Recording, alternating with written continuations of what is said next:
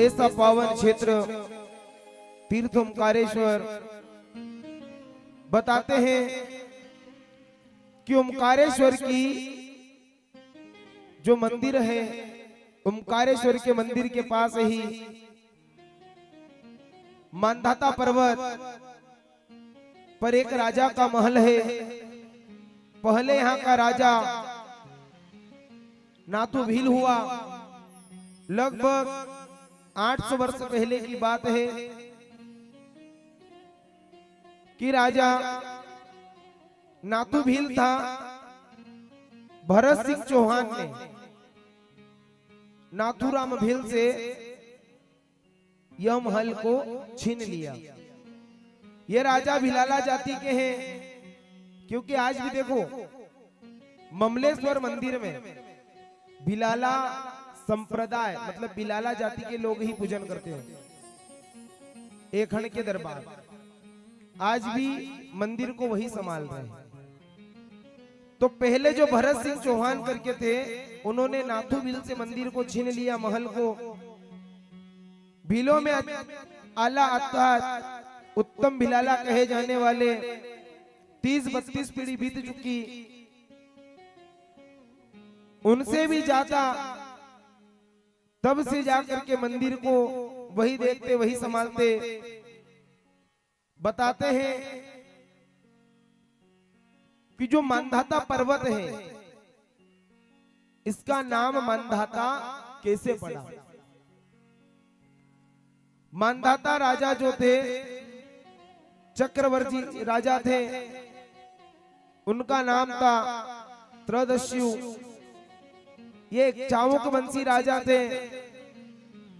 अगर श्रीमद् भागवत कथा को हम सुने तो 9वें स्कंद में 6ठे अध्याय में इनकी कथा मिलती है कि इनके पिता का नाम था युवनास्य, जिनकी कोई संतान नहीं थी। जिस घर में संतान नहीं होती,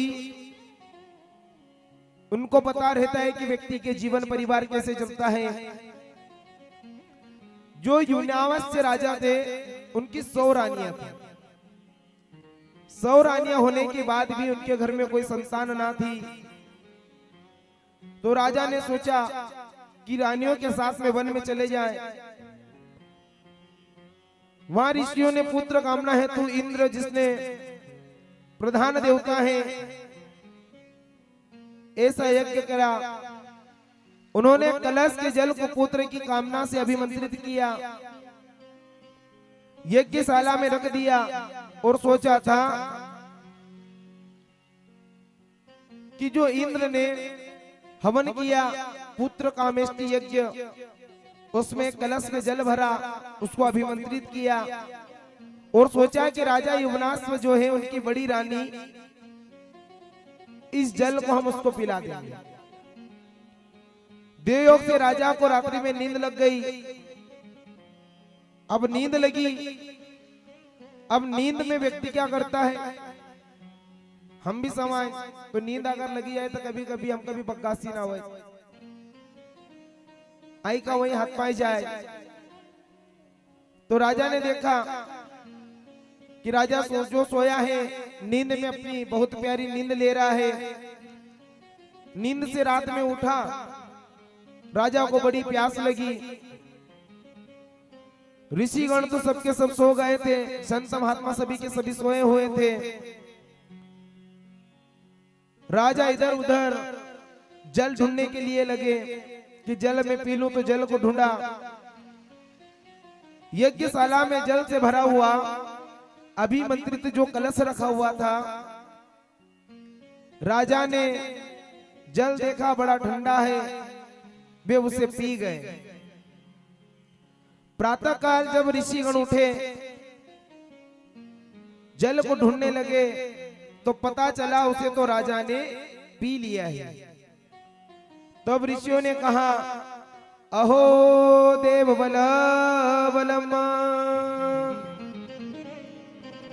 अहो देव बलम, देवान शक्त्यांचात देव बलो महाबल।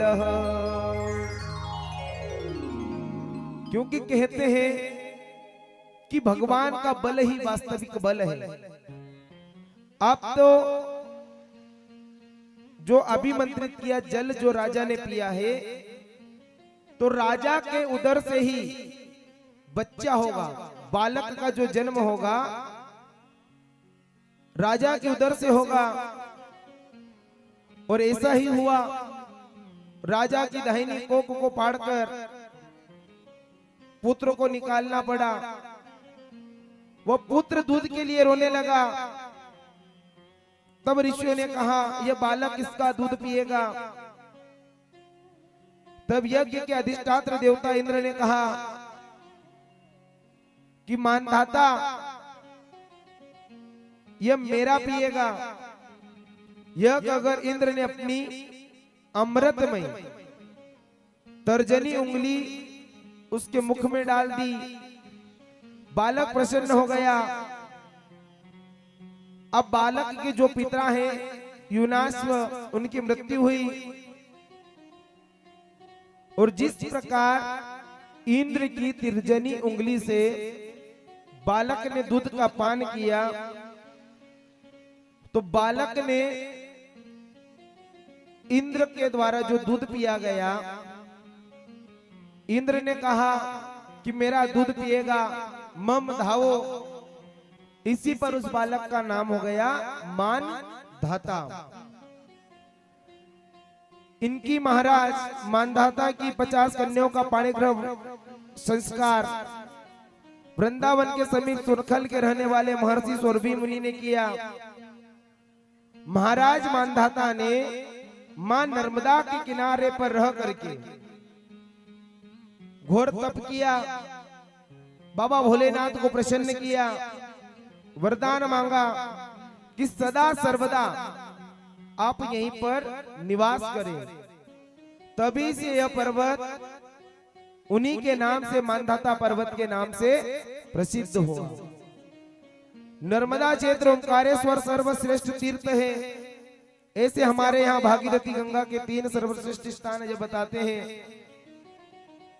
उसी प्रकार मां नर्मदा का भी ओंकारेश्वर में प्रथम तीर्थ स्थान माना जाता है। सर्वत्र सुलभा गंगा त्रिषु स्थानेषु दुर्लभा। हरिद्वारे प्रयागे च गंगा सागरे संगमने।